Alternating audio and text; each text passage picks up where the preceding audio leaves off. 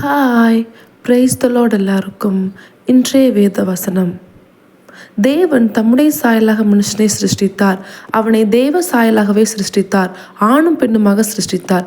ஆதியாகமம் 1:27 பிரியமான தேவனுடைய பிள்ளைகளே, தேவன் மனுஷனை அவருடைய சாயலாகவே சிருஷ்டித்திருக்கிறார். அதுவும் அல்லாமல் ஆணும் பெண்ணுமாக சிருஷ்டித்திருக்கிறார். ஆனால் நீங்கள் சமீப காலத்தில் சில விஷயங்களை கேள்விப்பட்டிருப்பீங்க. ஆணும் பெண்ணும் பெண்ணும் பெண்ணும் சம்பவம் பண்ணுறது, அதாவது திருமணம் பண்ணுறத சில நாடுகளில் சட்டங்கள் அங்கீகரிக்கப்பட்டு கொண்டிருக்கிறது. ஆனால் இந்திய தேசத்தில் அந்த சட்டத்திற்கு அங்கீகாரம் பெறவில்லை என்றாலும் வெளியரங்கமாய் ஆணும் பெண்ணும் திருமணம் செய்து கொண்டோ இல்லை ஒருவர் உறவுகளில் இருந்து கொண்டு இருக்கிறார்கள். இது ஆண்டவருடைய பார்வையில் மிகவும் மிகவும் கொடியதான ஒரு பாவம்.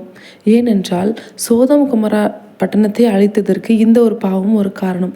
அது எவ்வளோ வேதனைக்குள்ளான விஷயம்னு பார்த்துருப்பீங்க.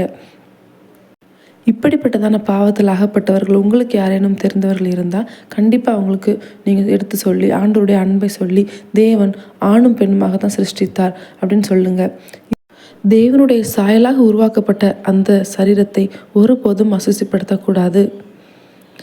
ஆகாத நோக்கம் சிந்தனையை அகற்றும் எங்கள் நெஞ்சை விட்டு வாகனதாகும்